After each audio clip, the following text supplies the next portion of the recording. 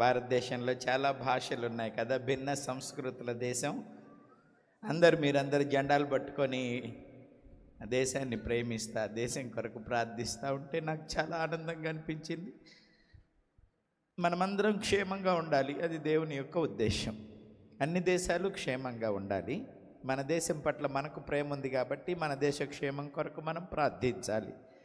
అలాగే మనం క్షేమంగా ఉంటేనే దేశం క్షేమంగా ఉన్నట్లు. దేశం అంటే ఏమిటి? దేశం అంటే మనుషులు కదా. రాష్ట్రాల కలయిక దేశం, జిల్లాల కలయిక రాష్ట్రం, మండలాల కలయిక జిల్లా కదా, గ్రామాల కలయిక మండలం. గ్రామంలో ఏమంటారు, కాలనీల కలయిక ఉంటుంది. ఆ పేట ఈ పేట, ఆ బజార్ ఈ బజార్ అంటారు కదా గ్రామం. అవన్నీ కూడా కలిస్తే ఒక గ్రామం. ఆ పేట రావాలి అని అంటే పేటలో కుటుంబాలు అన్నీ కలిస్తే ఒక పేట. రామిరెడ్డిపేటో, లేకపోతే ఇస్రాయేల్ పేటో, లేకపోతే గాంధీపేట, ఏదో ఒకటి ఉంటుంది కదా, గాంధీనగరు. ఎవరికి నచ్చిన అభిమానుల పేర్లు వాళ్ళు పెట్టుకుంటారులే. సో ఆ పేటలు, ఆ కాలనీలు ఉన్నాయనుకోండి. ఆ కాలనీలన్నీ ఏమిటి? కుటుంబాల సముదాయం. కుటుంబం అంటే ఏమిటి? వ్యక్తుల సముదాయం. కాబట్టి దేశానికి బేసిక్ యూనిట్ మనిషి అన్నమాట. అర్థమైందా? వ్యక్తి ముఖ్యం, వ్యక్తి క్షేమం ముఖ్యం. వ్యక్తులందరూ కలిస్తే కుటుంబం అవుతుంది, కుటుంబాలు కలిస్తే ఒక కాలనీ, కాలనీలు కలిస్తే గ్రామం, గ్రామాలన్నీ కలిస్తే మండలం, మండలాలన్నీ కలిస్తే జిల్లా, జిల్లాలన్నీ కలిస్తే రాష్ట్రం, రాష్ట్రాలన్నీ కలిస్తే దేశం. కాబట్టి ప్రధానం మానవుడు, ఒక వ్యక్తి ముఖ్యం. కాబట్టి అభివృద్ధి వ్యక్తిలో జరగాలి, మార్పు వ్యక్తిలో జరగాలి. అర్థమైందా? ఆ వ్యక్తే నాశనం అయిపోతే దేశమే నాశనం అయిపోయినట్టు. దేశం అభివృద్ధి చెందుతుందంటే ఏంటి? కొండలు గుట్టల అభివృద్ధి చెందటం కాదు. ఆ కొండలు, ఈ గుట్టలు, జంతువులు, మొక్కలు అన్నీ కూడాను మానవుని అభివృద్ధి కొరకు దేవుడు చేశాడు. అందుకే దేవుడు సృష్టిని చేసిన తర్వాత మనిషిని చేశాడు. దాన్ని అతనికి అప్పగించి మీరు ఫలించి అభివృద్ధి చెంది భూమిని నిండించి దానిని లోపరుచుకొని ఏలండి అన్నాడు. కాబట్టి ఏలికలుగా, పాలకులుగా దేవుడు మనలను చేశాడు, అంతేగాని బానిసలుగా చేయలేదు. బానిసత్వం సాతాను వలన వచ్చింది, దురాశ వలన వచ్చింది, గర్వం వలన వచ్చింది. దేనికి బానిసలయ్యారు? పాపానికి బానిసలయ్యారు, మరణానికి బానిసలయ్యారు, సాతానుకు బానిసలయ్యారు. కాబట్టి కులాలు, మతాలు పక్కన పెడితే మనిషి ముఖ్యం. ఆ మనిషి బానిసత్వం నుంచి విడిపించబడాలి. అదే స్వాతంత్ర్యం. అన్ని దేశాలకు స్వాతంత్ర్యం వచ్చింది. రాచరికంలో కొందరు ఉండేవారు, నియంతృత్వంలో కొందరు ఉండేవారు, సిద్ధాంతాల కట్టుబాట్లలో కొందరు ఉండేవారు. చాలా అమానుష్యంగా ఉండేది 19వ శతాబ్దానికి ముందంతా కూడాను. మరి 19వ శతాబ్దంలో మరి మిషనరీల ప్రయాస వలన మనుషులు స్వతంత్ర్యం కోసం పోరాటం నేర్చుకున్నారు. 18వ శతాబ్దం నుంచే జరిగింది. కానీ 1947లో మనకు స్వాతంత్ర్యం వచ్చింది కదా. ఆ స్వాతంత్ర్యం రావడానికి కారణం ఎవరో తెలుసా? దేవుని వాక్యం. దేవుని వాక్యం కారణం. ఎవడు బానిసగా ఉండకూడదు, మీరు స్వతంత్రులు అవ్వాలి అని చెప్పింది దేవుని వాక్యం. ఆ వాక్యాన్ని మోసుకొచ్చిన దైవజనులు మనకు స్వతంత్రం గురించి బోధించారు. ఎంతకాలం ఇలా బానిసత్వంలో ఉంటారు? కులాలకు, మతాలకు, మనుషులకు, అబద్ధాలకు, భయాలకు, మరణానికి. ఎందుకు బానిసలుగా మీరుంటారు? ఎవడు బానిసగా ఉండకూడదు, అందరూ స్వతంత్రులుగా ఉండాలి, ఎదిరించండి అన్నారు. ఒక పక్క బ్రిటిష్ ప్రభుత్వమే అన్ని దేశాలను దోచుకొని బానిసత్వంలో పెడితే ఆ బ్రిటిష్ నుంచి, జర్మనీ నుంచి, అమెరికా నుంచి అనేక చోట్ల నుండి వచ్చిన వాక్యమును ప్రేమించిన, దేవునిని ప్రేమించిన సువార్థికులు అన్ని దేశాలలో స్వాతంత్ర్యపు జ్వాలలను వెలిగించారు. వాళ్ళ దేశాలకు, వాళ్ళ ప్రభుత్వాలకు వ్యతిరేకంగా పోరాడారు. ఇందాక ఒక వ్యక్తిని గుర్తు చేశాడు, విలియం కేరీ గారు. ఆయనను బ్రిటిష్ వాళ్ళే దేశంలోనికి రానివ్వల. ఈ క్రైస్తవులు వస్తే లేనిపోని అని చెబుతారు, ఈ పనికి మాలినోళ్ళు. మనమేమో దోచుకొని నాశనం చేసి జనాల్ని చంపి జైళ్ళల్లో పెట్టి మన పబ్బం మనం గడుపుకుంటుంటే ఈ క్రైస్తవ బోధకులు ఉన్నారు చూడు, క్రీస్తు ప్రేమను బోధిస్తారు చూడు, సమానత్వాన్ని బోధిస్తారు చూడు, వీళ్ళు మనకు సమస్య. కాబట్టి వీళ్ళని రానియకూడదని విలియం కేరీ గారిని రానివ్వటానికి ఇష్టపడలేదు. మిషనరీలను రానివ్వలేదు. మిషనరీలు భారతదేశంలో కాలు పెట్టొద్దన్నారు. ఎందుకో తెలుసా? మీరు జనాలను బాగు చేస్తారా? వాళ్ళకి జ్ఞానం బోధిస్తారా? స్వతంత్రం కోసం పోరాడేటట్టు చేస్తారా మీరు? అందుకని మీరు రావటానికి వీల్లేదన్నారు.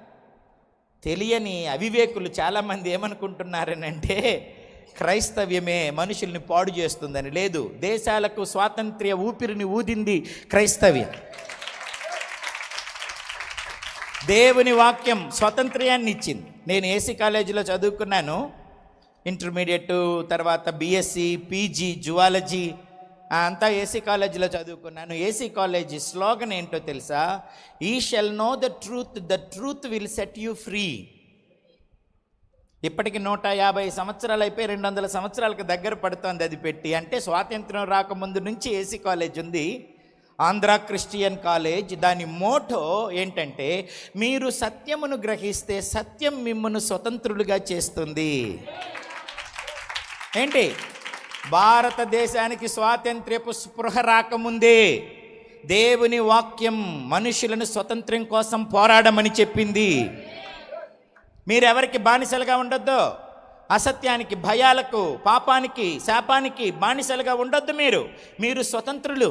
దేవుడు స్వతంత్రుడు. దేవుని సృష్టి. మీరు స్వతంత్రంగా ఉండాలి. బానిసలుగా మారకూడదు ఎవరికి, దేనికి అని చెప్పింది దేవుని వాక్యం. అర్థమవుతుందా? He shall know the truth will set you free. మీరు సత్యమును గ్రహిస్తే సత్యం మిమ్మల్ని స్వతంత్రులుగా చేస్తుంది. ఆ సత్యం నేనే. ఆ సత్యం నేనే. తెలుసుకోండి. నేను విడిపిస్తా. నా పేరు విమోచకుడు. నేను కాడిమానులు నరికేస్తా, కాడి కట్లు తెంచేస్తా, కాడిని తరిమే వాళ్ళ కొరడాలను అగ్నిలో ఏచి కాల్చిపడేస్తా. మీకు స్వాతంత్ర్యాన్ని ఇస్తా. ఎవడికి బానిసలుగా ఉండొద్దు. మనవారే మనల్ని బానిసలను చేశారు. కులాల పేరట, మతాల పేరట విడగొట్టి, ఆర్థిక స్థితిగతుల పేరట విడగొట్టి, విద్య అందకుండా చేసి, ఇందాకన్నా కన్నీటితో గుండెలు పగిలిపోయేటట్టు ఏడుస్తుంటే నేను అక్కడ కూర్చోలేకపోయినాను. పిల్లలకు చదువొద్దన్నారు, ఆడవాళ్ళకు చదువొద్దన్నారు, అంటరాని వాళ్ళకు చదువొద్దన్నారు. మనిషిని మనిషిగా చూడకుండా భారతీయులమని గుండెలు జబ్బలు జరుచుకుండే వాళ్ళంతా ఆ భారతీయుల్ని వాళ్ళ ఇంటి గడపలు తొక్కొద్దన్నారు, మంచి పేర్లు పెట్టుకోవద్దన్నారు, చదువుకోవద్దన్నారు, గుడ్డగట్టుకోవద్దన్నారు, జాకెట్ వేసుకోవద్దన్నారు, బావిలో నీళ్లు తాగొద్దన్నారు. ఎవరు? సత్యం తెలియని మనవారు. ఇప్పుడు మనమంతా ఒకటి అంటున్నవారే వాళ్ళ గడపలు తొక్కనిలా, వాళ్ళ వీధుల్లో నడవనివ్వలా,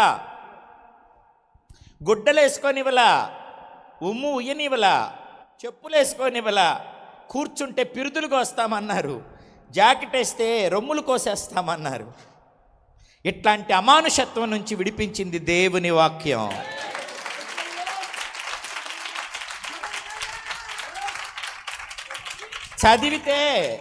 చదివితే మీ నాలుకలు కోస్తామని అన్నారు.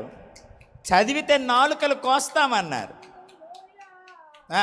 కొద్దిసేపే అమ్మా ఆగమనగానే ఆగిపోవాలి, అభ్యంతరం కలుగు చేయకూడదు. పీటల మీద కూర్చుంటే పిరుదులుగా వస్తామన్నారు. ఆడవాళ్ళు జాకెట్లు వేసుకుంటే రొమ్ములుగా వస్తామన్నారు. చెప్పులు వేసుకొని తిరగొద్దన్నారు. మీ ఉమ్ము కూడా ఉయ్యకూడదన్నారు. మీ నీడ కూడా పడకూడదన్నారు. ఎవరు? భారతీయులే, మనవారే. ఇప్పుడు అందరూ భారతీయులంతా బాయి అన్నోళ్ళే. బాయిలో నీళ్ళు తాగొద్దన్నారు. చెరువుల్లో నీళ్లు తాగకూడదన్నారు. మానవులే అమానుషంగా ప్రవర్తించారు. మానవత్వాన్ని కోల్పోయినారు, అనగార్చినారు, అవమానం చేసినారు. చదువుకుంటే నాలుకలు కోసేస్తామన్నారు. ఆడది వంటింటి కుందేల్లాగా బతకాలి, బయటకు వచ్చి చదవకూడదన్నారు. అవమానం చేశారు. పిల్లలను విగ్రహములకు, గొర్రెలను, మేకలను కోసినట్టు బలిగా ఇచ్చారు. భవనాలు కట్టేటప్పుడు పునాదుల్లో పిల్లల్ని చంపేసేసి వాళ్ళ రక్తాన్ని ప్రోక్షించారు. నరబలులను ప్రోత్సహించారు. వాటన్నిటి నుంచి విడిపించింది దేవుని వాక్యం. ఎందుకు ఈ వాక్యం అంటే అసహ్యం? ఎందుకంటే వాళ్ళ వాళ్ళ వాళ్ళ పనులన్నీ జరగవు కాబట్టి, వాళ్ళు అనుకున్న అమానుష్యాన్ని నెరవేర్చలేరు కాబట్టి ఈ వాక్యం బోధించొద్దంటున్నారు, ఈ బైబిల్ చదవద్దంటారు, ఈ బైబిల్ని ప్రకటించొద్దంటారు. ఎందుకని? ఇది దేశాన్నే మార్చింది, ప్రపంచానికి అభ్యున్నతిని, స్వాతంత్ర్యాన్ని, ఆశీర్వాదాన్ని, విద్యను, ఉద్యోగాలను విలువనిచ్చింది దేవుని వాక్యం.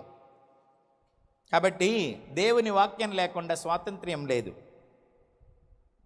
స్వాతంత్ర్యాన్ని ఇచ్చిందే దేవుని వాక్యం. అర్థమైందా? కాబట్టి మనము స్వాతంత్ర్యాన్ని అనుభవిస్తున్నాం ఇప్పుడు. ఆ స్వాతంత్ర్యాన్ని చక్కగా వినియోగించుకొని అభివృద్ధి చెందటానికి ఒక రాజ్యాంగం కూడా రాయబడింది. ఆ రాజ్యాంగానికి అంబేద్కర్ గారిని దేవుడు ఒక సాధనంగా వాడుకున్నాడు. అణగారిపోయినోడు ఆయన కాబట్టి, అణగారిన బాధలన్నీ ఆయనకు తెలుసు కాబట్టి, నిన్న మొన్న కూడా స్కూల్లో ఓ దళితుడు నీళ్లు తాగాడని వాడిని కొట్టి చంపేసేసారు. నా ప్రియ దేవుని పిల్లరా, ఒకే కుండలో పిల్లలందరూ నీళ్లు తాగొచ్చు కదా ఒకే బడిలో చదువుతున్నప్పుడు. ఇంకా అంటరాని తనపు ఛాయలు పూర్తిగా పోలా. స్వాతంత్ర్యం వచ్చిందని సంబరాలు చేసుకుంటున్నాం కానీ ఇంకా కులం పోలా, మతం పోలా, అంటరానితనం పోలా, అమానుషత్వం పూర్తిగా పోలా. పోయేటట్టు మనమందరము ప్రార్థన చేయాలి. ఏం చేద్దాం మరి? తిట్టుకుంటూ కూర్చుందామా? మన దేశాన్ని మనమే తిట్టుకుంటే ఎలా? మన అజ్ఞానాన్ని, మన ప్రజలను మనమే దూషిస్తూ శపిస్తూ ఉంటే ఎలా? కుదరదు. ఏం చేయాలా? ప్రభువా, నీ వాక్యం ద్వారా ఇంకా బలంగా పనిచేసి పూర్తిగా చీకటిని పారద్రోలు, పూర్తిగా ప్రేమహీనతను పారద్రోలు, పూర్తిగా అసత్యాన్ని పారద్రోలు, పూర్తిగా బానిసత్వాన్ని పారద్రోలని ప్రార్థన చేయాలి మనం. అంతేగాని దూషించకూడదు, ద్వేషించకూడదు, శపించకూడదు, తిరగబడకూడదు. ప్రార్థించాలి. అర్థమైందా? మన దేశం మీద మనమే తిరగబడితే ఎలా? ఒక ఇల్లు తనకు తానే వేరైపోతే ఎలా అభివృద్ధి చెందుతుంది? ఒక దేశం తనకు తానే వేరైపోతే ఎలా? వేరు చేసేవారు ఉన్నారు, మనం కలపాలి. అందరూ ఒకటని చాటించాలి. అందరికీ సమాన హక్కులు ఉన్నాయని చెప్పాలి. అందరూ మానవులేనని చెప్పాలి. చెడిపోయిన బుర్రల నుండి వచ్చిన భేదాలు, విమతాలు తొలగించాలి. తొలగిపోయేటట్టు ప్రార్థించాలి. ఆనాడు ఇంత భయంకరమైన వివరిస్తుంటేనే గుండెలు రగిలిపోతున్నాయే. అలాంటి అమానుషత్వాన్ని రూపుమాపిన దేవుని వాక్యం ఇంకా ప్రబలాలి. ఎట ప్రబలిద్ది? మీరు చెప్తే ప్రబలిద్ది. నీ దగ్గర నువ్వే పెట్టుకుంటే ఎట్లా? ప్రకటించాలి. అప్పుడే స్వాతంత్ర్యం మూల మూలలకు వెళుతుంది, వాడవాడకు వెళుతుంది, వ్యక్తి వ్యక్తిని చేరుతుంది, అందరూ విడుదల పొందుతారు. కాబట్టి మన బాధ్యత ఏమిటంటే ఈ స్వాతంత్ర్యం సంపూర్ణమైన ఫలాలను మనం అనుభవించేటట్లు చేయాలి. ఈ స్వాతంత్ర్యాన్ని మనం చక్కగా వినియోగించుకోవాలి. వినియోగించుకునేటట్లు ప్రజలకు మనము బోధించాలి. వారి మనోనేత్రాలు వెలిగించబడేటట్లు ప్రార్థించాలి కదా. ఈ జాతీయ జెండాలన్నీ పట్టుకొని అన్న మీ అందరితో పాడిస్తూ ఉంటే నాకు చాలా సంతోషం అనిపించింది. దేశాన్ని ప్రేమించే వాళ్ళందరూ ఇక్కడ చేరారనిపిస్తోంది. దేశాన్ని ప్రేమించే దిశగా అన్న మిమ్మల్ని నడిపించడం చూసి నేను చాలా అతిశయపడుతున్నాను. మా కులం గొప్ప, మా మతం గొప్ప అని మనం అనకూడదు. మనమందరము గొప్పే. ఎందుకనంటే మన దేవుడు గొప్పోడు కదా. మనమందరము గొప్పే. కానీ ఇంకా ఘనహీనతలో, బుద్ధిహీనతలో, భక్తిహీనతలో, పాపంలో, భేదాలలో, విమతాలలో బతుకుతున్నారు మన సహోదరులు. వారు విడుదల పొందాలి అంటే మీరే విడిపించాలి. ఎలా? మీరు ప్రార్థిస్తే విడుదల కలుగుతుంది. పౌలు శీలలను, పేతురు, యోహాన్లను చెరసాలలో బంధించినప్పుడు సంఘం ప్రార్థిస్తే సంఖ్యలు విడిపోయినాయి. ప్రార్థించండి, ప్రకటించండి. మిషనరీలు అదే చేశారు. వాళ్ళకి ఎన్ని ఆటంకాలు పెట్టినా ఈస్ట్ ఇండియా కంపెనీ, బ్రిటిష్ వాళ్ళే మిషనరీలను, వీళ్ళేరా మనకు నష్టం, వీళ్ళు వాక్యాలు చదువుతారు, పాటలు పాడతారు, బోధిస్తారు, ప్రజలను రెచ్చగొడతారు, వాళ్ళకి జ్ఞానం బోధిస్తారు, అనవసరంగా బ్యాంకులు పెడుతున్నారు, స్కూళ్ళు పెడుతున్నారు, రైల్వే ట్రాక్లు వేస్తున్నారు, పిల్లలకు విద్య అంటున్నారు, వార్తాపత్రికలు నడుపుతున్నారు. ఈ విలియం కేరీ గారు ఎంత చేసేది? ఆయన చంపండి అసలు. అని ఎవరు? భారతీయులు అనుకోలా. ఎందుకని? దేవుని వాక్యాన్ని మోసుకొచ్చిన విలియం కేరీ భారతీయులను స్వాతంత్రం వైపు నడుపుతుంటే బానిసత్వాన్ని పెంచి పోషించే బ్రిటిష్ వాళ్ళు ఆయన్ని చంపాలనుకున్నారు. తన వారే కత్తిగట్టిన దేవుని ఆత్మశక్తితో పోరాడాడు. భార్యకు మెంటలు వచ్చింది, పిల్లలు అనారోగ్యంతో చచ్చిపోయారు, ముద్రణాశాలలు తగలబడిపోయినాయి. అయినా వెనక కడుగు వేయలేదు. నేను ఇక్కడే చచ్చిపోతా, భారతీయులకు స్వాతంత్ర్యాన్ని ఇవ్వాలి, నేను చదువు చెప్పాలి, నేను కాలేజీలు పెట్టాలి, నేను హాస్పిటళ్ళు కట్టాలి, నేను సతీ సహగమనాన్ని ఆపాలి. భర్త చచ్చిపోతే భార్యలను కూడా ఆ మంటల్లోకి నెట్టి వాళ్ళను కూడా చంపేసేసేవారు. ఆపటానికి రాజా రామ్మోహన్ రాయ్ గారితో కలిసి ఆయన పోరాడి సతీ సహగమనాన్ని రూపుమాపినాడు. ఆడపిల్లలకు విద్యనిచ్చాడు, స్త్రీలకు విద్యనిచ్చాడు, యూనివర్సిటీలు కట్టారు. ఏం చేశారండి భారతదేశానికి క్రైస్తవ్యం? క్రైస్తవులు దేవుని వాక్యం ఏం చేసింది? ఈ దేశస్థులు చేయలేనివి దేవుని వాక్యం మనందరికీ చేసింది. అర్థమైందా? కాబట్టి ఈ స్వాతంత్ర్యం మన దేవుడిచ్చింది, దేవుని వాక్యం ఇచ్చింది, మన సృష్టికర్త ఇచ్చింది. అందరూ ఈ స్వాతంత్ర్య ఫలాలు అనుభవించాలి. బానిసత్వాన్ని, అంటరానితనాన్ని, అమానుష్యత్వాన్ని అనుభవించిన అంబేద్కర్ గారిని దేవుడు నిలవబెట్టకపోతే ఎవరైనా రాజ్యాంగాన్ని రాసి ఉంటే ఎట్టుండేదో, ఎట్టుండేది కాదు. ఆయన ద్వారా రాపించబట్టి అనగారిన బతుకులన్నింటినీ బయటికి తెచ్చాడు ఆయన. ఆయన కూడా క్రైస్తవ్యాన్ని స్వీకరిస్తే ఇటు బ్రిటిష్ వాళ్ళ తొత్తు అంటారని పాపం క్రైస్తవ్యాన్ని స్వీకరించడానికి వచ్చి కూడా నా రాజ్యాంగాన్ని ఎట్లాగా ప్రజలకు అందకుండా చేస్తారేమో స్వాతంత్ర్య ఫలాలని, దీనికంటే బెటర్ది దగ్గరగా ఉన్నది ఏంటో చూసుకొని బౌద్ధంలోకి వెళ్ళాడు. కానీ ఆయన క్రీస్తు భక్తుడు. డాక్టర్ బిఆర్ అంబేద్కర్ వాక్యాన్ని ప్రేమించినాడు. నాకెక్కడ మలినం అంటే దాన్ని అంటగడతారేమో, నన్ను బ్రిటిష్ వాళ్ళకి అంటగట్టి నా ప్రజలకు, నా దేశానికి, బానిసత్వంలో ఉన్నవారికి మేలు చేయకుండా నన్ను ఆపుతారేమో, నా రాజ్యాంగాన్ని దాన్ని నెరవేర్చరేమో అని చెప్పి ఆయన బౌద్ధానికి వెళ్ళినాడు. కానీ ఆయన క్రీస్తును విశ్వసించినవాడు. నా ప్రియ దేవుని పిల్లరా, వాక్యం ఎవరికి కీడు చేయదని చెబుతున్నా. అంబేద్కర్ని క్రైస్తవుల పంచలో కట్టాలన్నది కాదు నా ఉద్దేశ్యం. అంబేద్కర్ కూడా మా క్రైస్తవుడే క్రీస్తుని నమ్మాడని చెప్పడానికి కాదు నేను ఈ మాట చెబుతుంది. స్వాతంత్ర్యం ఎక్కడ ఉందో అంబేద్కర్కి తెలుసు. బైబిల్ ఆమూలాగ్రం చదివినవాడు. అర్థమైందా? అన్ని దేశాలు, బ్రిటిష్ అక్కడికి ఇక్కడికి వెళ్ళి, అమెరికాకు వెళ్ళి ఆ రాజ్యాంగాలన్నింటినీ చదివి అందరికంటే పెద్ద రాజ్యాంగాన్ని రాశాడు. లిఖితపూర్వక పెద్ద రాజ్యాంగం ప్రపంచంలో మనకున్నంత గొప్ప రాజ్యాంగం ఎవరికీ లేదు. అది వచ్చిన రోజే ఈ రోజు. అది ఇచ్చాడు దేవుడు మనకి. కాబట్టి వీ నీడ్ టు సెలబ్రేట్. చాలాసార్లు క్రైస్తవులు ఈ ఏమంటారు, ఇండిపెండెన్స్ డేతో, రిపబ్లిక్ డేతో మనకేం పెద్ద పని లేదనుకుంటారు. మనకు కాకపోతే ఎవరికి ఉంది పని? మనకే ఉంది పని. ఈ జెండాలు చూసిన తర్వాత, ఈ ఆరాధన చూసిన తర్వాత మా అన్న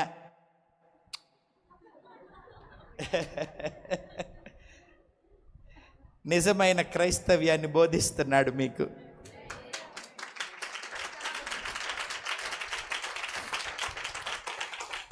క్రైస్తవులు దేశ వ్యతిరేకులు కాదు. క్రైస్తవులు దేశం కోసం ప్రాణం పెట్టిన వాళ్ళు, ప్రార్థించేవారు, త్యాగమైపోయిన వాళ్ళు. క్రైస్తవ్యమే దేశానికి పట్టిన చీడపురుగులాగా చూపిస్తున్నారు. క్రైస్తవులు దేశం కోసం కార్చేంత కన్నీరు, వాళ్ళు పడేంత ప్రయాస, వాళ్ళు చేసే ఉపవాసాలు, వాళ్ళు చేసేంత ప్రార్థన ఎవ్వరూ చేయరు. ఇది సత్యం. కానీ క్రైస్తవ్యమే ఈ దేశానికి చీడపురుగని చూపిస్తున్నారు మతోన్మాదులు. బానిసత్వాన్ని పెంచి పోషించేవారు, ప్రజలను విభజించి పాలించినవారు, వర్ణ వివక్ష తీసుకొచ్చినవారు, కులమత భేదాలు తీసుకొచ్చినవారు, అంటరానితనాన్ని పెంచి పోషించేవారు. క్రైస్తవ్యమే ప్రమాదమని చెబుతున్నారు. కాదు, క్రైస్తవ్యమే దీవెన, క్రైస్తవ్యమే జీవం, క్రైస్తవ్యమే వెలుగు, క్రైస్తవ్యమే స్వేచ్ఛను, శాంతి సమాధానాలను ఇచ్చేది. అర్థమైందా? దాన్ని పిచ్చుకుక్క అంటే అందరు రాళ్లతో కొట్టి చంపుతారనుకుంటున్నారు, ముద్రేస్తున్నారు. అట్లా క్రైస్తవ్యం ప్రజలను, దేశాన్ని ఉద్ధరించేది. పిల్లలను, వృద్ధులను, విధవలను అనగారిన వారిని, తండ్రి లేని వారిని ప్రేమించింది క్రైస్తవ్యం. మీరు జ్ఞానవంతులు అవ్వాలని కోరింది, మీరు పరిశుద్ధులు అవ్వాలని కోరింది, మీరు స్వతంత్రులు అవ్వాలని కోరింది. దాని కొరకు పాటుపడింది క్రీస్తు, క్రైస్తవ్యం. చప్పట్లు కొట్టి దేవునికి స్తోత్రం చెప్పాలి. అర్థం చేసుకోవాలి. కాబట్టి స్వాతంత్ర్యంతో మనకేం పని అని చాలాసార్లు మనం స్వతంత్ర దినోత్సవాలను నిర్లక్ష్యం చేస్తుంటాం. రిపబ్లిక్ డేతో మనకేం పని అని వదిలేసి ఆ సెలవు రోజుల్లో ఇక్కడ కూర్చొని పాటలు పాడుకోవటం, ఏదో ఒక వాక్యం చెప్పుకోవటం కాదు. ఇలాంటి అంటే ఏదో ఒక వాక్యం ఆత్మీయ అభివృద్ధి కోసం చెప్పుకోవటానికి మిగతా రోజులన్నీ ఉన్నాయి. ఈ రోజుని ఇట్టాగే సెలబ్రేట్ చేయాలి. ఎట్లాగా? స్టాండ్ ఇన్ గ్రేసా? ఈ మినిస్ట్రీ చేసినట్టు చేయాలి అందరూ, ఈ అన్న చేసినట్టు చేయాలి అందరూ. అర్థమైందా? అందరికీ చేసేవారు కొందరు ఉంటారులే, అందరూ చేయట్లేదని నేను చెప్పట్లేదు, కానీ చాలామంది చేయట్లేదు. దేశంతో, జాతీయ పండుగలతో మనకంత పెద్ద పని ఏం అవసరం లేదు. ఏదో మన భక్తి మనం చేసుకుంటే సరిపోద్దని. భక్తి నీకు నువ్వు చేసుకునేది కాదు. భక్తి నిన్ను కాపాడాలి, నీతో ఉన్నవారిని కాపాడాలి. అర్థమైందా? భక్తి నిన్ను పవిత్రపరచాలి, నీతో ఉన్నవారిని పవిత్రపరచాలి. నిన్ను రక్షించాలి, నీతో ఉన్నవారిని రక్షించాలి. దేవుడు ఏమన్నాడు? నిన్ను నువ్వు ప్రేమించుకున్నట్టు ఇతరులను కూడా ప్రేమించు అన్నాడు. ప్రేమ లేనివాడు దేవుని ఎరుగనివాడు. ప్రేమ లేనివాడు దేవుని ఎరుగనివాడు. ప్రేమించాలి, దేశాన్ని ప్రేమించాలి, దేశ ప్రజలను ప్రేమించాలి, అంధకారంలో ఉన్నవారిని ప్రేమించాలి, అజ్ఞానంలో ఉన్నవారిని ప్రేమించాలి, ప్రేమించి వారిని బయటికి తీసుకురావాలి. అందుకని ఇలాంటి స్పెషల్ డేస్ని మరి ఇలాగూ సెలబ్రేట్ చేసుకోవటం అనేది మనకు చాలా ముఖ్యం. అర్థమైందా? కాబట్టి దేవుడు మనకి ఈ స్వాతంత్ర్యాన్ని ఇచ్చాడు. ఈ స్వాతంత్ర్యాన్ని మనం చక్కగా వినియోగించుకోవాలి. కాబట్టి గలతీయులకు రాసిన పత్రిక 5వ అధ్యాయము, గలతీయులకు రాసిన పత్రిక 5వ అధ్యాయము మొదటి వచనం చదువుదాం. ఈ స్వాతంత్ర్యం అనుగ్రహించి క్రీస్తు మనలను స్వతంత్రులుగా చేసి ఉన్నాడు. కాబట్టి మీరు స్థిరముగా నిలిచి దాస్యమను కాడి క్రింద చిక్కుకొనొద్దు. ఒకప్పుడు అవిద్య, అజ్ఞానము, అంటరానితనము, ఓకేనా, అమానుష్యత్వము, వీటన్నిటి కింద మనం బానిసలుగా ఉన్నాం. ఆ బానిసత్వం నుంచి దేవుడు ఇప్పుడు మనల్ని స్వతంత్రులుగా చేశాడు. మరలా బానిసత్వంలోనికి తీసుకెళ్లే పని చేస్తున్నారు. అందుకు మీరు ఒప్పుకోకూడదు. వ్యక్తిగతంగా మీరు బానిసత్వంలోనికి వెళ్ళకూడదు. ఏం బానిసత్వాలు? భయాలు, పాపము, అవిధేయత, అజ్ఞానము, అంటరానితనము, కులమత భేదాలు, ఇవన్నీ ఓ బానిసత్వం. ఆ బానిసత్వంలోకి వెళ్ళకూడదు. బానిసత్వం అని కాడి కింద మీరు చిక్కుకోకూడదు, మీ పిల్లలు చిక్కుకోకూడదు. దేవుడిచ్చిన ఈ స్వాతంత్ర్యాన్ని వినియోగించుకోవాలి. అందరూ చదవండి నాతో కలిసి. ఈ స్వాతంత్ర్యము అనుగ్రహించి క్రీస్తు మనలను స్వతంత్రులుగా చేసి ఉన్నాడు. కాబట్టి మీరు స్థిరముగా నిలిచి మరలా దాస్యమను కాడి క్రింద చిక్కుకొనొద్దు. మళ్ళా అదే పోతున్నారు ఇప్పుడు. మళ్ళా కుల వృత్తులంట. ఆ కులాల పేరటే మతాలు వచ్చినాయి. ఆ మతాల పేరట, వృత్తుల పేరట కులాలు వచ్చినాయి. కులాల పేరట వివక్ష వచ్చింది. వీడు అదే పని చేయాలి. చెప్పులు కుట్టుకునేవాడు ఇంకెప్పుడు చెప్పులే కుట్టుకోవాలా? వాడి కొడుకు చదువుకొని కలెక్టర్ అవ్వకూడదా? చేపలు పట్టుకునేవాడు చేపలే పట్టుకోవాలా? గుడ్డలు నేసేవాడు గుడ్డలే నేయాలా? పశువులు కోసేవాడు పశువులే కొయ్యాలా? వాళ్ళ పిల్లలు కలెక్టర్లు అవ్వద్దా? వాళ్ళు టీచర్లు అవ్వద్దా? డాక్టర్లు అవ్వద్దా? ప్రొఫెసర్లు అవ్వద్దా? ఎందుకు అలా ఉండాలి? ఎవడు చెప్పాడు అలా ఉండమని? ఏం ఆ కులంలో పుడితే ఇంక అదే పని చేయాలి. కుండలు చేసేవాడు కుండలే చేస్తూ ఉండాలా? ఏ సాఫ్ట్వేర్ ఇంజనీర్ అవ్వకూడదా? ఓ కంపెనీ మేనేజర్ అవ్వకూడదా? మన పిల్లలు, పేదవారి పిల్లలు పెద్దవాళ్ళు అవ్వకూడదా? ఏమిటి కులం? మరలా ఏమంటున్నారు? కుల వృత్తులకు వెళ్ళండి. ఎందుకు వెళ్ళాలి కుల వృత్తులకే? కలెక్టర్ అయినాడు కుల వృత్తికి ఎందుకు వెళ్ళాలి? వాళ్ళ నాన్న చెప్పులు కొడితే, వాళ్ళ తాత చెప్పులు కొడితే వీడు ఎందుకు చెప్పులు కొట్టాలి? మరలా వాడు కలెక్టర్ అయి దేశాన్ని ఏలాలి. అది కదా అభివృద్ధి అంటే. అభివృద్ధి ఎటుపోతుంది? జనాలు ఏం చేస్తున్నారు? అభివృద్ధిని, స్వాతంత్ర్యాన్ని జనాలను నాశనం చేసి సంవత్సరాలను, జీవితాన్ని, జ్ఞానాన్ని, తెలివిని పాడు చేసుకున్న వాళ్ళు కదా. అక్కడే బతకాలా? అలా చెప్తున్నారు ఇప్పుడు. అది మనం వినాలా? వినకూడదు. మన పిల్లలు కలెక్టర్లు అవ్వాలా, డాక్టర్లు అవ్వాలా, ఇంజనీర్లు అవ్వాలా, సాఫ్ట్వేర్ ప్రొఫెసర్స్ అవ్వాలా, సైంటిస్టులు అవ్వాలా, ఎమ్మెల్యేలు ఎంపీలు అవ్వాలా, మినిస్టర్లు అవ్వాలా, కంపెనీ డైరెక్టర్లు అవ్వాలా. అక్కడే ఉండొద్దు. అభివృద్ధి అంటే అది కదా. అభివృద్ధి అంటే ఏంటో చెప్పనా? తరము వెంట తరము, మెట్టు మెట్టుకు పైకి ఎదగాల. అదే కదా అభివృద్ధి అంటే. ఒక మొక్క కొమ్మలేసి, రెమ్మలేసి, కాయలేసి, పూలు పూసి విస్తరిస్తే కదా అభివృద్ధి అంటే. మరి కుటుంబాలు అభివృద్ధి చెందొద్దా? వ్యక్తులు అభివృద్ధి చెందొద్దా? పిల్లలు అభివృద్ధి చెందొద్దా? అభివృద్ధి చెంచేది విద్య కాదా? ఆ విద్య కావాలి, ఆ జ్ఞానం కావాలి, ఆ మంచి ప్రవర్తన కావాలి. విద్య ఉన్న ప్రవర్తన సరిలేకపోతే చెదబట్టిన చెట్టులాగా నాశనమైపోతారు. కొంతమంది ఫారెన్ యూనివర్సిటీల్లో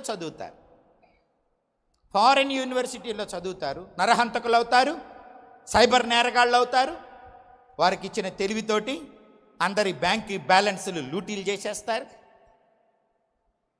వాడికి చదువు ఉంది, ఫోన్లను హ్యాక్ చేసేస్తాడు, బ్యాంక్ని హ్యాక్ చేస్తాడు, అబద్ధాలు ఆడతాడు, నీకేదో కోడ్ వచ్చింది చెప్పమంటాడు. ఇప్పుడు అవి ఎక్కువైపోయినాయి చదువుకున్న వాళ్ళ వలన, సాఫ్ట్వేర్ ఇంజనీర్ల వలన. ఇప్పుడు ఎవరైనా ఉంటే ఫీల్ అవ్వకండి. మీరు చేయనప్పుడు మీకు ఎందుకు బాధ, చేసేవాడు బాధపడతాడు. మీరు చేస్తే బాధపడండి. మీరు చేయరని నేను నమ్ముతున్నాను. మీ జ్ఞానాన్ని నాశనం చేసుకోవటానికి మీరు వినియోగించరని నాకు బాగా తెలుసు. కొందరు తమ జ్ఞానాన్ని వ్యర్థం చేసుకుంటున్నారు. ఫోటోలు తీసుకొని బట్టలు లేకుండా వేరే నగ్నమైన శరీరాలకి అమ్మాయి ఫోటో తగిలిచ్చి నెట్లో వైరల్ చేసి వాళ్ళ పరువు తీసి వాళ్ళ తల్లిదండ్రులు ఆత్మహత్యలు చేసుకునేటట్టు, పెళ్ళిళ్ళు కూడా భగ్నమైపోయేటట్టు చేస్తున్నారు. మార్ఫింగ్ అంట, మార్ఫింగ్. ముఖం వరకు కట్ చేస్తారు. అందుకే ఆడపిల్లలు ఈ మధ్య సెల్ఫీలు ఎక్కువైపోయినాయి. అంటే గంటకు 4 ఫోటోలు పెడుతున్నారు. ఎంతమంది చూశారు? ఎంతమంది లైకులు కొట్టారు?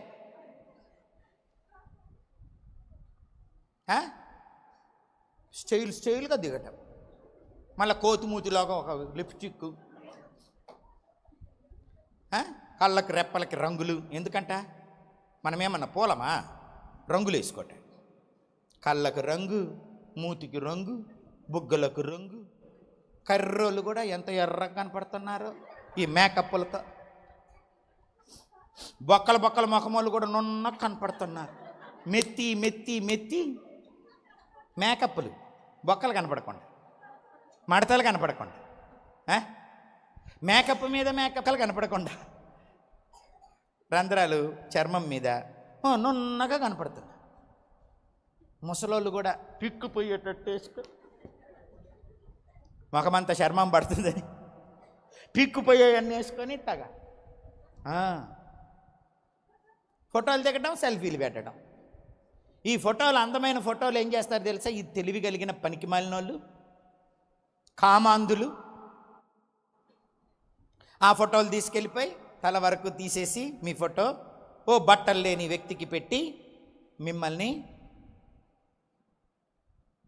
అవమానం చేస్తారు, ప్రాణాలు తీసుకునేటట్టు చేస్తున్నారు. తెలివి అందుక, కంప్యూటర్ జ్ఞానం అందుక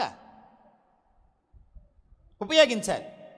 నీ స్వాతంత్ర్యం దానికైనా ఉపయోగించాలి. బ్యాంకులు దోపిడీ చేయటానికి, సెల్ ఫోన్లో అకౌంట్లో ఉన్న డబ్బులు సైబర్ నేరాలు చేయటానికి ఉపయోగించుకుంటున్నారు. కాబట్టి చదువుతోనే అందరూ అభివృద్ధి చెందుతారా అని అంటే, చదువు అభివృద్ధికి ఒక సాధనమే. కానీ ఆ చదువు వలన వచ్చిన జ్ఞానాన్ని ఉపయోగించుకోవటానికి దైవ భయము కావాలి. యెహోవా యందు భయభక్తులు కలిగి ఉండుటయే జ్ఞానానికి మూలం. జ్ఞానాన్ని, తెలివిని, వివేచనను, తలాంతులను ఎలా వినియోగించుకోవాలో దైవ భయము, దేవుని వాక్యము నీకు నేర్పిస్తుంది. అర్థమైందా? అమ్మ చేతిలో కత్తి ఉందనుకో, చక్కని కూరగాయలు కోసి మంచి వంట తయారవుద్ది. పిచ్చోడి చేతిలో కత్తి పెట్టారనుకో, కుతికెలకు వస్తాడు వాడు. కత్తి ఎవరి చేతిలో ఉందన్నది ముఖ్యం. మంచి చెఫ్ చేతిలో ఉంటే, వంటగాడి చేతిలో, వాడు చక్కని గమగమలాడే రుచికరమైన, ఆరోగ్యకరమైన, పౌషక విలువలతో కూడిన ఆహారం పెడతాడు. పిచ్చోడి చేతిలో పెడితే ఆడబడితే ఆడ ఉడుతాడు. అదే కత్తి. ఇప్పుడు జ్ఞానం కత్తి అనుకుంటే, చదువు కత్తి అనుకుంటే, అది ఎవరి చేతిలో వాడబడుతున్నది అన్నది కూడా ముఖ్యం. దేవుని చేతిలో, దైవ భయములో ఆ కత్తి వాడబడితే ఊర్లే బతుకుతాయి, లేకపోతే ఊర్లు నాశనమవుతాయి. చదువు ఎంత ముఖ్యమో దైవ భయం అంత ముఖ్యం, పవిత్రత అంత ముఖ్యం, ప్రార్థన అందుకు ముఖ్యం, సహవాసం అందుకు ముఖ్యం, సేవకులు అందుకు కావాలి. పాడు చేసేవాళ్ళు కాదు, వీళ్ళందరూ నిన్ను బాగు చేసేవారు. మందిరాలను గోల్చండి, సేవకుల కుటుంబాలు తగలబెట్టండి, కాపు కాసి వాని కొట్టండి. ఎందుకు? బాగు చేస్తున్నందుక, దారిలో పెడుతున్నందుక. ఈడేరా ఊరికి చేటు. ఎవడు? సేవకుడా? వాక్యాన్ని బోధించేవాడా? పవిత్రతను బోధించేవాడా? ఊరికి నష్టం. ఏం బుద్ధి లేదా? జ్ఞానం లేదా? తాగుబోతోడు నష్టం కాదా? దొంగ నష్టం కాదా? వ్యభిచారి నష్టం కాదా? రౌడీవాడు నష్టం కాదా? నరహంతకుడు ఊరికి నష్టం కాదా? ఇవన్నీ మానుకొని జాగ్రత్తగా బతకండ్రా, బాగుపడండ్రా మీరు మీ పిల్లలని చెప్పేవాడు ఊరికి చేట, నిప్ప వాడు. ఏమైంది జ్ఞానం ఈ లోకానికి? ఏమైపోయింది జ్ఞానం ఈ లోకానికి? వయసు పెరుగుతుంటే, పరిస్థితులు మారుతుంటే, టెక్నాలజీలు పెరుగుతుంటే ఏమవుతుంది బుద్ధి? వివేకం ఏమయ్యింది? ఏం చేయాలనుకుంటున్నారు? కాపలాగాసే మంచి కుక్కని, పిచ్చి కుక్కని రాళ్లతో కొట్టి చంపుదామనుకుంటున్నారా? చంపలేరు క్రైస్తవ్యాన్ని ఎవడు. క్రీస్తు మరణాన్నే చంపి లెగిసినోడు. అర్థమైందా? మరణమును జయించిన వాడు క్రీస్తు. ఎవడు? యేసును, క్రైస్తవ్యాన్ని చంపలేడు. అర్థమైందా? అరచేయబెట్టి ఎవడు వెలుగును ఆపలేడట, సూర్యుని వెలుగుని. క్యాండిల్ ఆపొచ్చేమో, పెట్రోమాక్స్ లైట్లు ఆపొచ్చేమో, ఈ ఎలక్ట్రిక్ బల్బులు ఆపొచ్చేమో, సూర్యుని వెలుగుని ఎవరు ఆపలేరు. నీతి సూర్యుడైన యేసు ఈ లోకానికే వెలుగు. ఆ వెలుగును ప్రకటించేవారు దైవజనులు. ఆ వెలుగు కేంద్రాలే ఈ మందిరాలు. వీటిని పాడు చేయటం నీ జీవితాన్ని ఆర్పుకోవటమే, నిన్ను, నీ పిల్లల్ని, నీ ఊరిని వల్లకాడు చేసుకోవటమే. ప్రార్థనను అసహించుకోవటం, వాక్యాన్ని అసహించుకోవటం, దైవజనుడిని అసహించుకోవటం, మీటింగులను అసహించటం, అడ్డుకోవటం.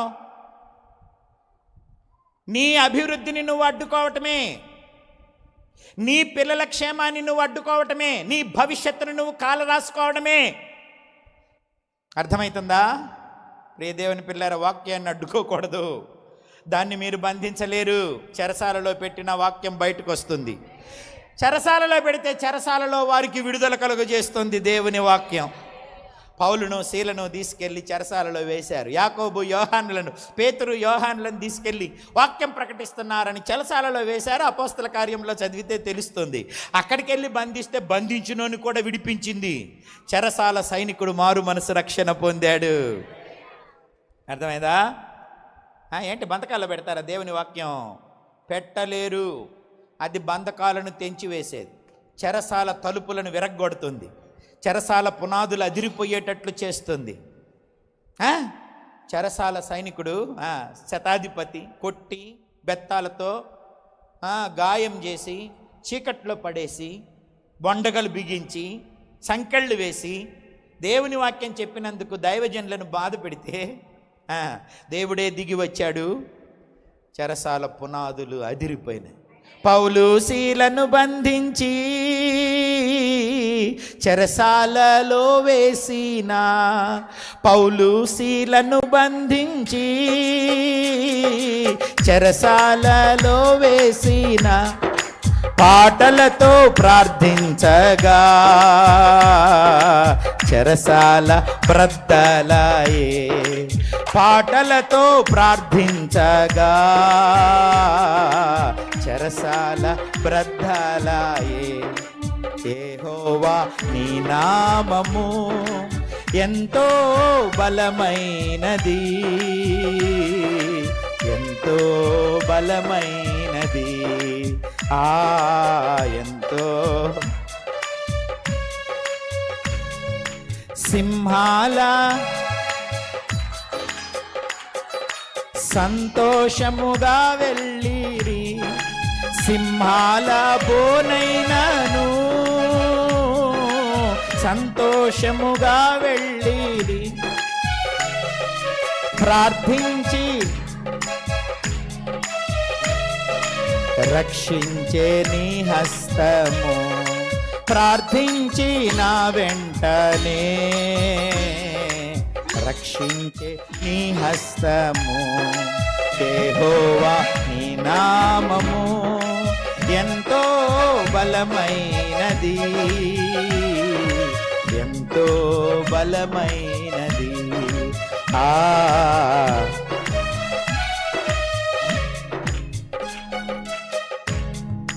కాబట్టి సంకెళ్ళు వేసిన, చెరసాలలో బంధించిన దేవుని వాక్యము, దేవుని దూత, దేవుని శక్తి దిగి వచ్చినప్పుడు పునాదులు అదిరి, బొండగాలు విడిపోయి, సంకెళ్ళు తెగిపోయి ఖైదీలందరూ లెగిసి నిలబడ్డారట.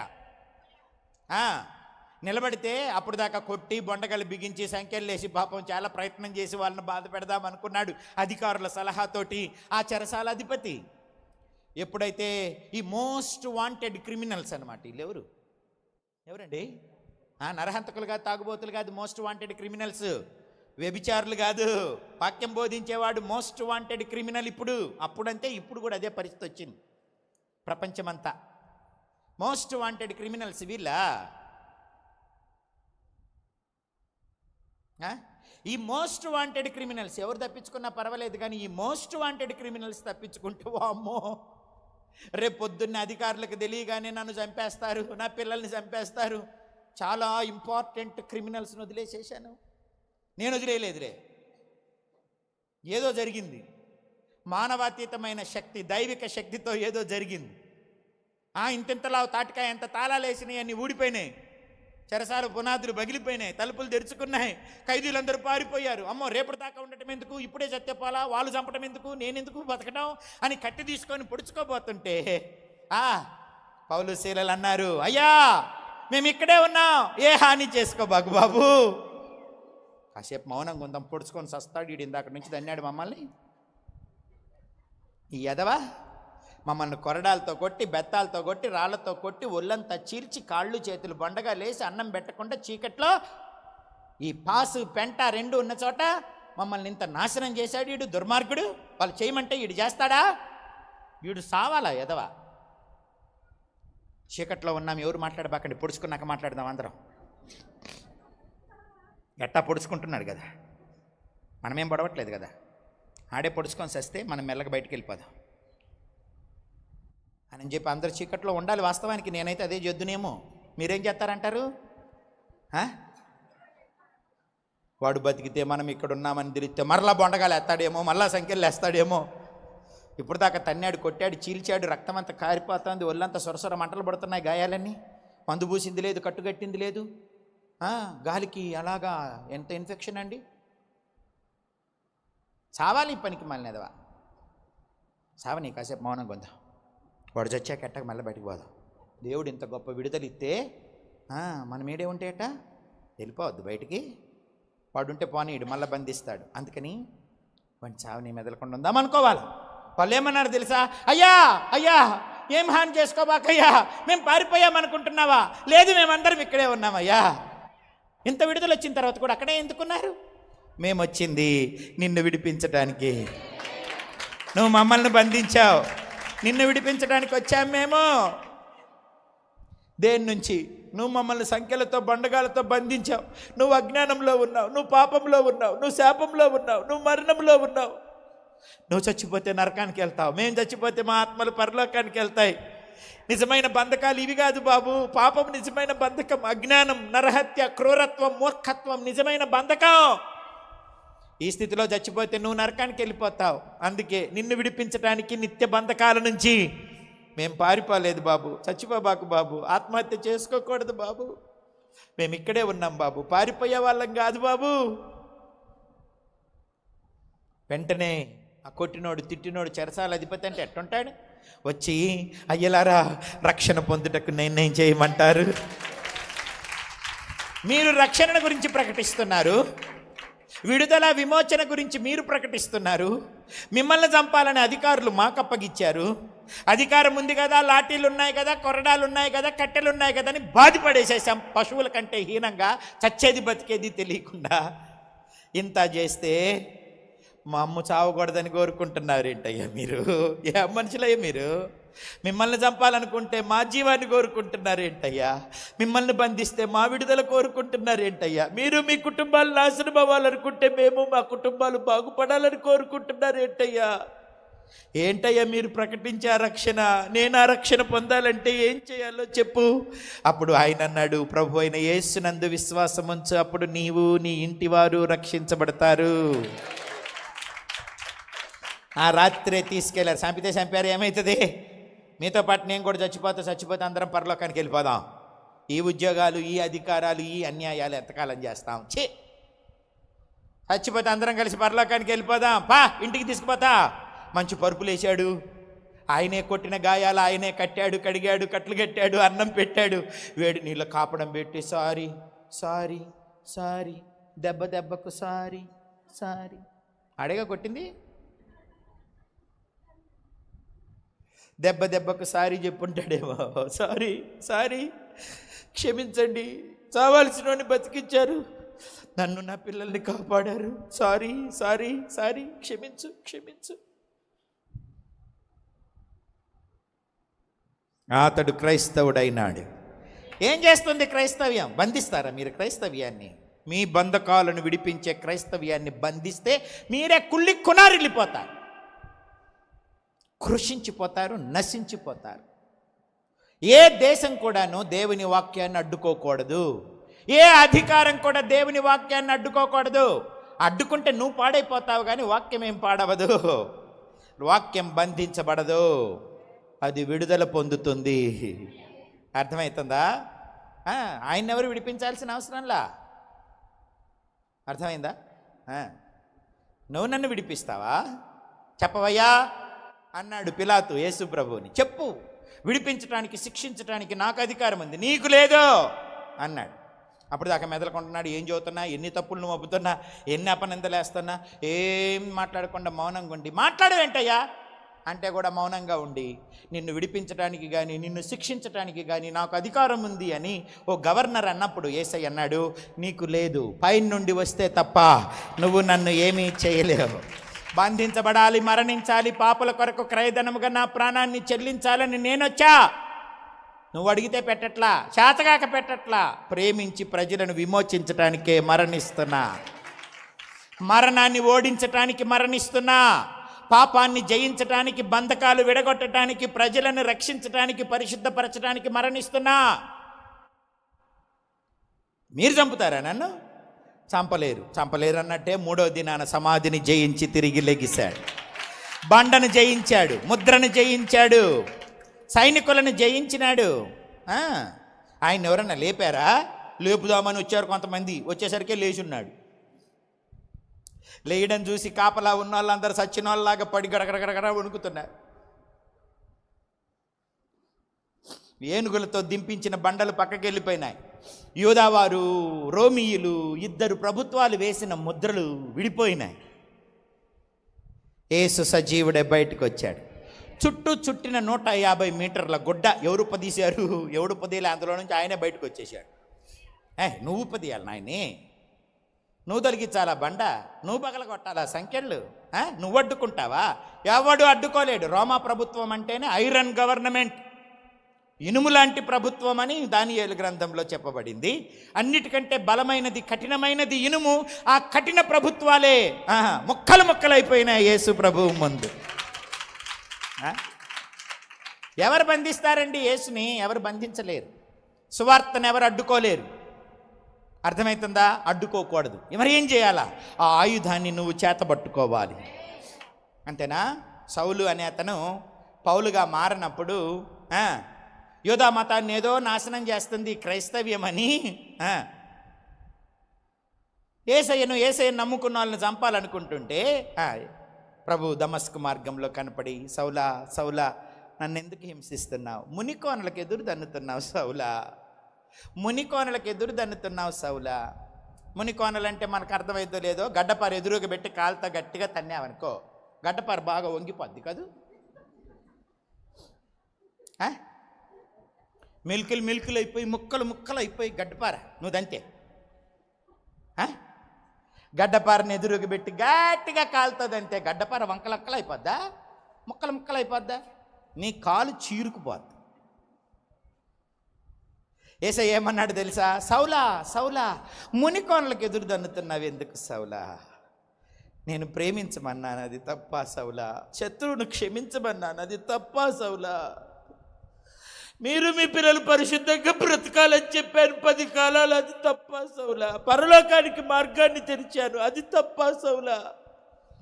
మీ పాపాలకు నేను శిక్ష అనుభవించాను, అది తప్ప సౌలా? ఎందుకు నన్ను తప్పాలనుకుంటున్నావు? నా పిల్లల్ని హింసించాలనుకుంటున్నావు?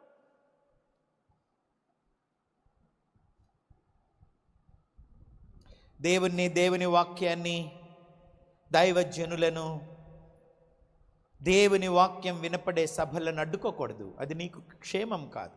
మునికోనలకు ఎదురు తంతే కాళ్ళు ఎలా చీలిపోతాయో అలా మన కుటుంబాలు, జీవితాలు చీలిపోతాయి.